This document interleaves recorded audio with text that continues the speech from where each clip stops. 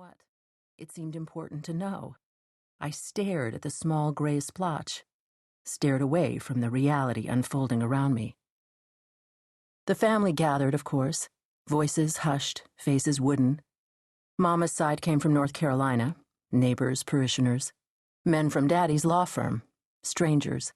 They stroked my head, mumbled of heaven and angels. The house overflowed with casseroles and bakery wrapped in tin foil and plastic.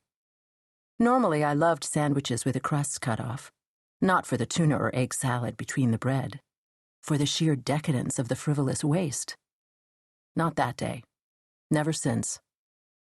Funny, the things that affect you. Kevin's death changed more than my view of sandwiches. It altered the whole stage on which I'd lived my life.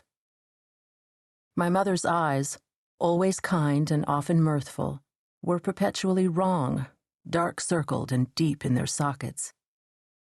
My child's brain was unable to translate her look, other than to sense sadness. Years later, I saw a photo of a Kosovo woman, her husband and son lying in makeshift coffins. I felt a spark of recollection. Could I know her? Impossible. Then realization. I was recognizing the same defeat and hopelessness I'd seen in Mama's gaze. But it wasn't just Mama's appearance that changed. She and Daddy no longer shared a pre-supper cocktail or lingered at the table talking over coffee. They no longer watched television when the dishes were cleared and Harry and I were in our PJs. They'd enjoyed the comedy shows, eyes meeting when Lucy or Gomer did something amusing. Daddy would take Mama's hand and they'd laugh. All laughter fled when leukemia conquered Kevin. My father also took flight. He didn't withdraw into quiet self-pity as Mama eventually did. Dr Temperance Brennan, litigator, connoisseur, and irrepressible bon vivant, withdrew directly into a bottle of good Irish whiskey. Many bottles, actually.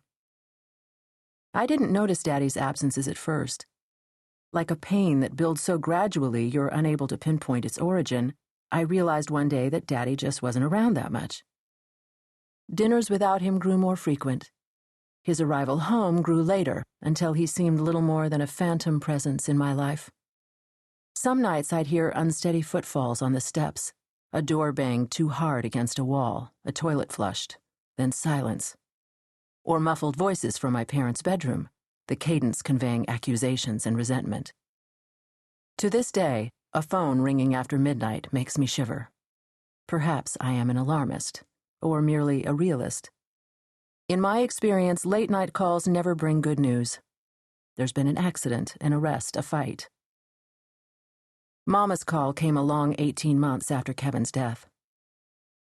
Phones gave honest rings back then, not polyphonic clips of grills or Suki in the graveyard. I awoke at the first resonating peal, heard a second, a fragment of a third.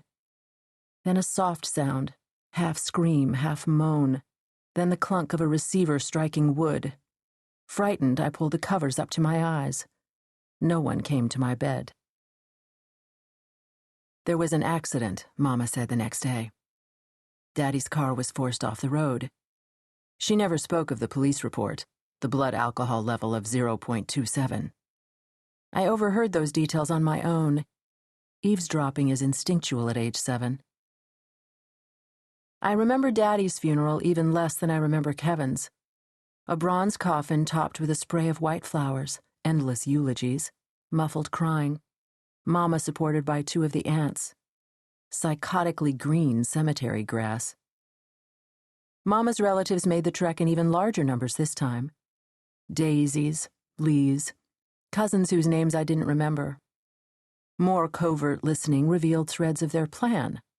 Mama must move back home with her children. The summer after Daddy died was one of the hottest in Illinois history, with temperatures holding in the 90s for weeks. Though weather forecasters talked of Lake Michigan's cooling effect, we were far from the water, blocked by too many buildings and too much cement. No lacustrine breezes for us. In Beverly, we plugged in fans, opened windows, and sweated. Harry and I slept on cots on the screened porch.